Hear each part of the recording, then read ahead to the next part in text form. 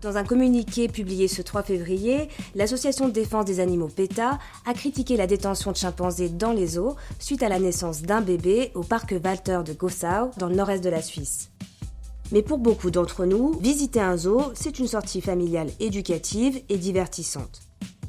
Chaque année en Suisse, les zoos attirent plus de 5 millions de visiteurs, mais derrière les enclos de plus en plus modernes et les panneaux pédagogiques, une question de plus en plus présente, à quoi servent ces parcs et est-ce qu'ils sont encore vraiment utiles à la biodiversité ?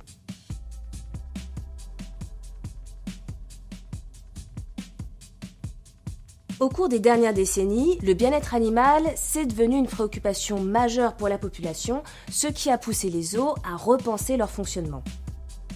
En Suisse, ils sont encadrés par une législation stricte sur la protection et la dignité animale, et la plupart des grands établissements sont membres de réseaux scientifiques. Leur mission a évolué, ils assurent conserver des espèces menacées, faire de la recherche et sensibiliser le public. Des institutions comme le zoo de Zurich ou le zoo de Bâle participent à des programmes européens d'élevage et de conservation des espèces.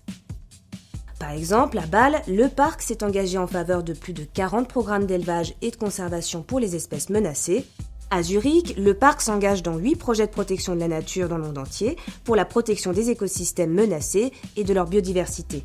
Un engagement qui représente chaque année plus de 2,5 millions de francs.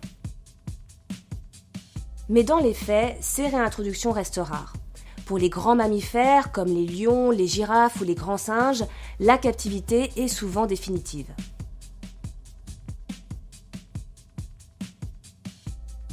Les parcs zoologiques assurent avoir amélioré les conditions de vie des animaux, des enclos plus vastes, des décors naturalisés ou des zones de retrait. Mais cette évolution réelle est contestée par les associations de défense des animaux, car les installations les plus modernes ne reproduisent ni la complexité ni la liberté du milieu naturel. Autre point sensible, le comportement animal. En captivité, les oiseaux ne volent plus vraiment, les guépards ne peuvent plus courir à pleine vitesse et les primates ne parcourent que quelques mètres, là où ils parcouraient des kilomètres dans leur habitat naturel. Résultat, on observe des troubles du comportement, des automutilations ou de l'apathie. S'ajoute aussi une réalité peu connue du grand public. Chaque année, des milliers d'animaux sont euthanasiés dans les réseaux zoologiques européens. Objectif, éviter une surreprésentation de certains gènes, réguler les populations et nourrir les carnivores. Par exemple, le zoo de Bâle tue environ une quinzaine d'animaux par an. Une pratique légale, mais de plus en plus critiquée.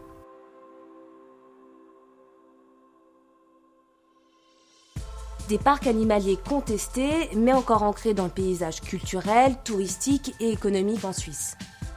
Pourtant, des alternatives émergent. Le parc La Garenne, dans le canton de Vaud, se concentre sur la faune européenne et entend renforcer le lien avec les écosystèmes locaux.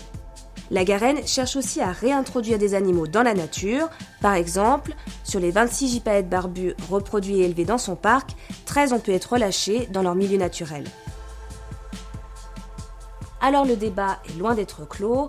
À l'heure où la sensibilité au bien-être animal augmente, une question reste ouverte. Faut-il continuer à exposer des animaux sauvages pour sensibiliser, encourager davantage les réintroductions dans la nature ou investir massivement dans la protection des milieux naturels ?